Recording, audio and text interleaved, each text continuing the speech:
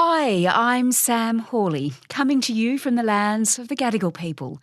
This is ABC News Daily.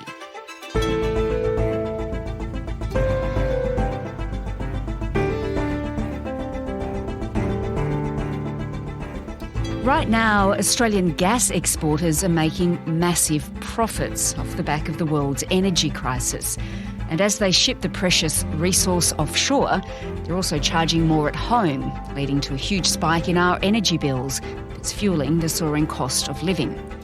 Today, Business Editor Ian Verrender on why the government won't take on the energy giants to level the playing field.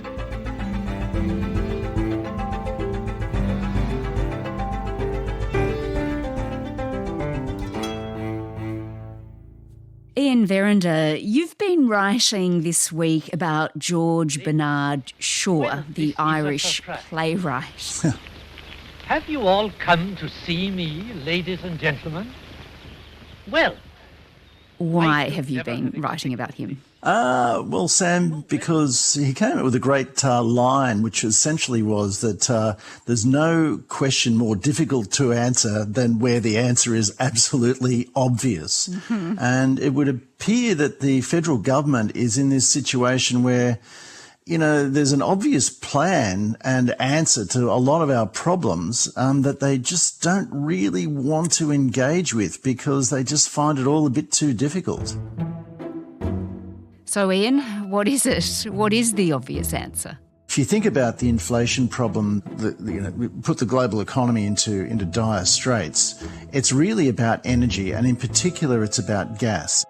Natural gas, or methane, is a resource used around the world to generate electricity, cook our food, heat our homes. Ever since Russia invaded Ukraine, and Europe, of course, relies heavily on Russian gas, that gas has been, well, they've been threatening to cut it off, they've been curtailing supplies, there have been disruptions to pipelines.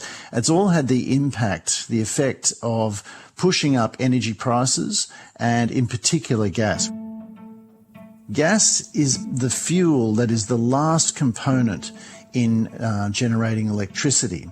And when our renewables don't come up to speed with producing enough electricity, and when our coal-fired generators are out of action or can't cope with the demand, gas kicks in at the end.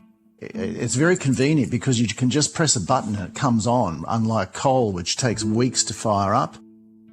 But because it is that final component, it becomes what's known as the marginal cost in producing electricity. And because prices have just dramatically increased this year, that's the reason, one of the big reasons behind our spike in electricity prices. Now, across a lot of the country, they rose by 20% last year, and there are forecasts that they could rise by as much as 35% next year. Chief Executive of one of Australia's major energy companies, Alinta, has made a dire prediction that without government intervention, energy prices will rise a staggering 35% next year. Oh my gosh. So hang on, that would be a, 55% rise in the cost of electricity of our energy bills? Yeah, absolutely. It's massive, isn't it? It's huge. I mean, it's energy that is driving up the cost of pretty much everything. You know, everything we consume has an energy component to it, whether it's food, services. And so if you've got a spike in electricity prices, that pushes up the price of goods and services. And the reason why the Reserve Bank is raising interest rates at the moment is to try and rein in those runaway prices. So if we didn't have that energy cost spike, we wouldn't see the inflation that's going through the economy, and we wouldn't be subjected to the incredible speed at which the Reserve Bank is raising interest rates at the moment. We would be in a unique position in the world where we were immune to a lot of those ills that are coursing through the global economy. But gas, I mean, Australia's in a fantastic position, isn't it? We've got heaps of gas, heaps of supply. We're in a much better position, aren't we, than nations in Europe that are really struggling at the moment in terms of energy. How is it that gas is one of our biggest problems. Yeah, it's really quite bizarre when you think about it. We have probably as much or more natural gas resources available to us than any other country in the world. We should be immune from a lot of these inflation problems. Now, why are we in this situation? I mean, you think about it, we are the world's biggest exporter of LNG, that's liquefied natural gas. The problem is that we're sending more, and we have been until this year at least, we've been sending more of that gas offshore than is available for the domestic market, particularly on the East Coast. The West Coast is a slightly different situation because the West Australian government wisely decided quite a few years ago to reserve a large portion of its gas for domestic use. Gas prices over in the West are much, much cheaper than they are on the East Coast. In WA, where the state government mandates that 15% of gas be set aside for domestic use, gas is $5.50 a gigajoule. It's almost 8 times more expensive elsewhere in Australia. We've got so much gas here that, in fact, we could almost be immune from this energy crisis that is gripping the world, but we're not because the big energy giants are exporting too much. They are. Look, there was an ACCC report put out just a few months ago which noted that next year in particular we would see severe shortages of gas on the East Coast, which would put domestic energy use at risk. And that's the terminology used by the competition regulator. The ACCC recommending the government intervene in the energy market. Also warning that because of this supply pressure, prices could increase to a point where many industry groups and big businesses decide that it's no longer worth business as usual. It's quite an incredible situation. Now, why have they been doing this? Well, clearly there are enormous profits to be made with soaring gas prices globally, and that, of course, those prices have flowed through into the domestic market. So Australian domestic users are paying as much, and in some cases in the past they've been paying more than international users for Australian gas. You know, a few years ago you could get domestic gas, Australian gas, at around about $5 a gigajoule. Now the ACCC is looking at prices next year for around about $60. Clearly some action really needs to be taken about this. Just so I've got this right, gas has a huge impact on our inflation problem. We have heaps of it, but the 3 big energy giants are exporting it and making huge profits from doing that, while also charging more domestically. So tell me, Ian, what can be done to fix this? What would George Bernard Shaw do? Well, you know, if you look to the UK, Boris Johnson, who's not exactly what you would have called a socialist, the Tory government there introduced a windfall tax on their energy or their raw materials, oil and gas producers, to pay for subsidies to businesses and households because of the soaring cost of energy as soon as the Ukraine invasion took place. We will introduce a temporary targeted energy profits levy, but we have built into the new levy. Most other countries did similar things throughout Europe. They decided that domestic users could not cope with the price rises and industry certainly couldn't cope with it.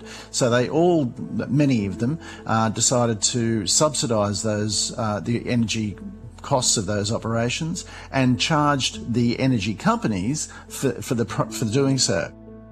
Now, for some reason or other, we shy away from any kind of taxation of these resource giants. It's not the government's intention to apply a windfall tax to the gas companies. Obviously, we listen respectfully to the views that are put to us from right around the country about the best ways to deal with this combination of cost of living pressures. Now, here in Australia, we have what's known as a petroleum resources rent tax. It was Paul Keating who introduced it back probably in the 90s, I would imagine, or maybe even the late 80s.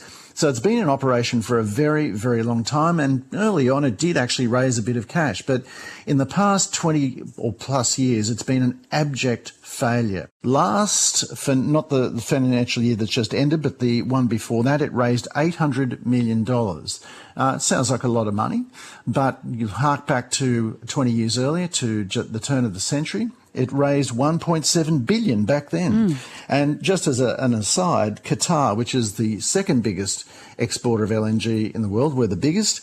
Qatar last year raised $26 billion from its gas operations. We raised $800 million. So just a vast gulf. And then you look at Norway, which is also a major oil and gas exporter.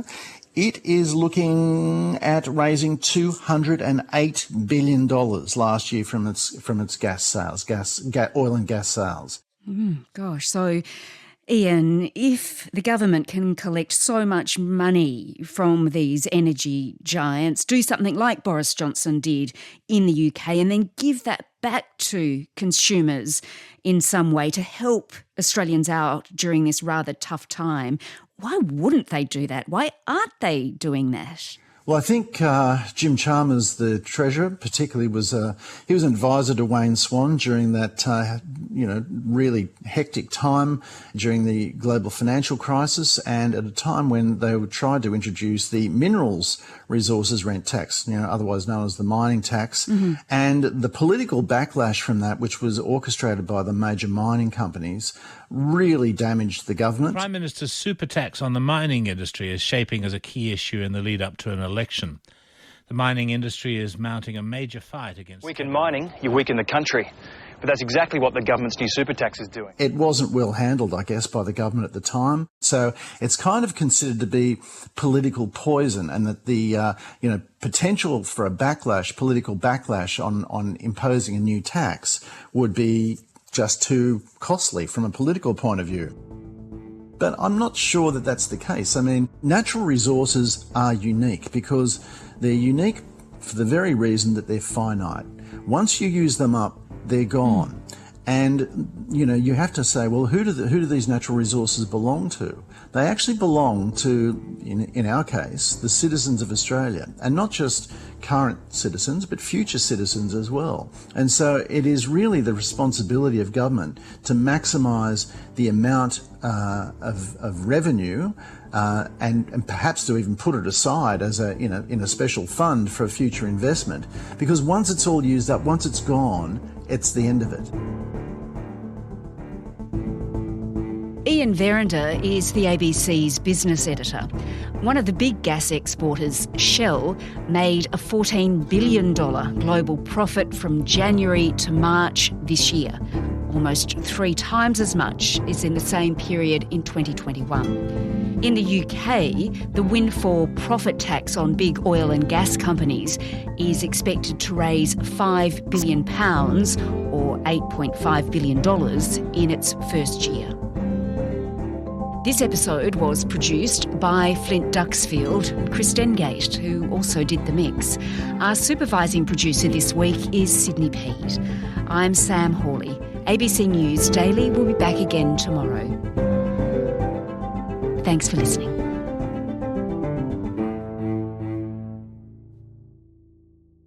Subscribe to listen to more free podcasts or download the ABC Listen app and stream ad-free.